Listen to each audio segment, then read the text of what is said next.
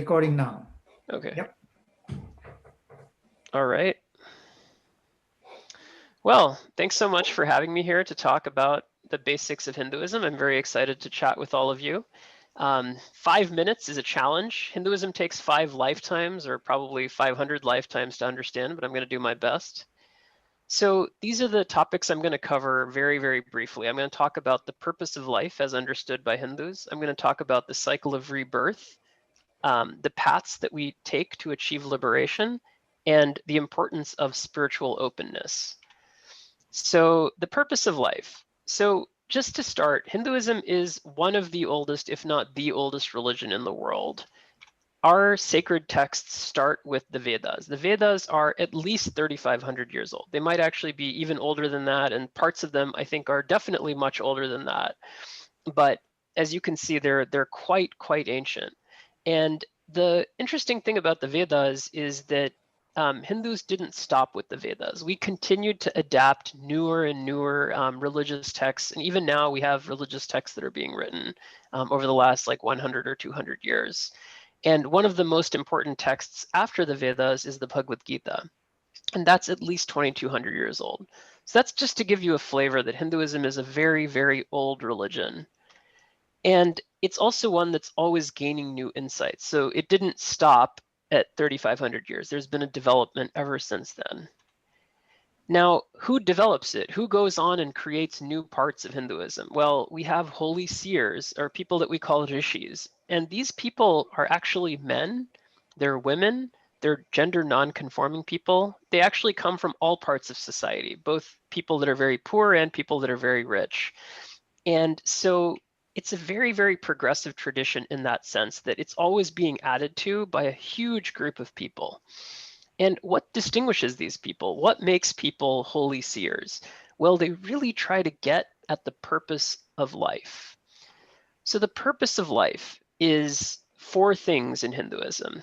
It's to understand these 4 things and really focus on the last one. So the first one is to achieve pleasure, to enjoy the here and now. We call that kama. I'm not going to go into the Sanskrit terms for all of these for this introductory talk, but that's the first one. The second one is to gain material success, to make money so that you can enjoy happiness later. You know, you get the money itself isn't a source of happiness, but later on in life, you can use it and spend it to get the ice cream.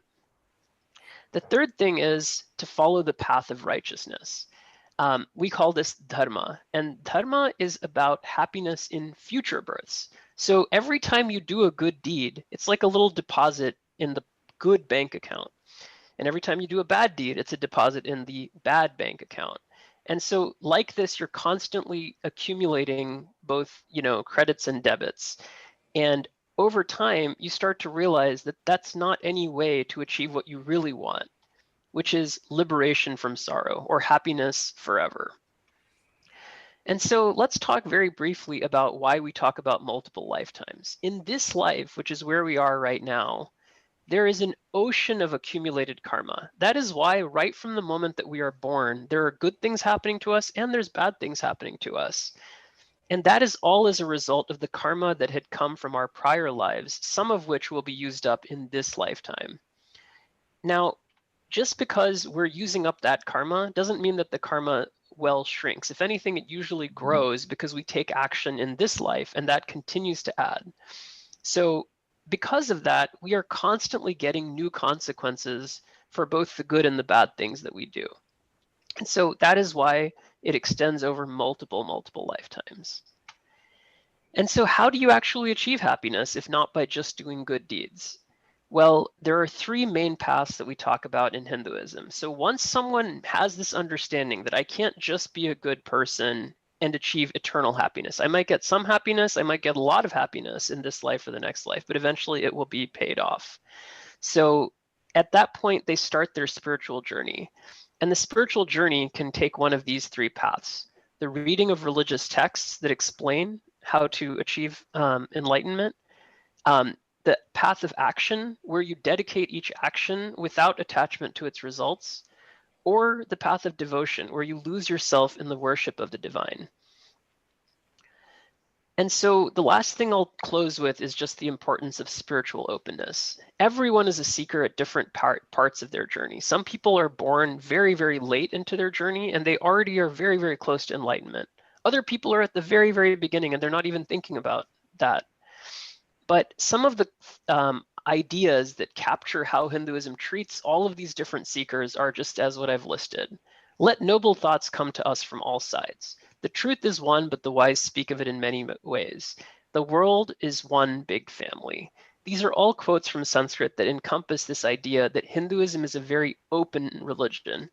It's the dominant religion of the Indian subcontinent, but you should know that Buddhism was born there, flourished there, and the Dalai Lama to this day lives in India. A lot of people don't know that. Jainism was born in India and continues to flourish in India. Sikhism was born there as well. And there's actually even a tradition called Zoroastrianism, which originally was in Iran and now is mostly preserved in India.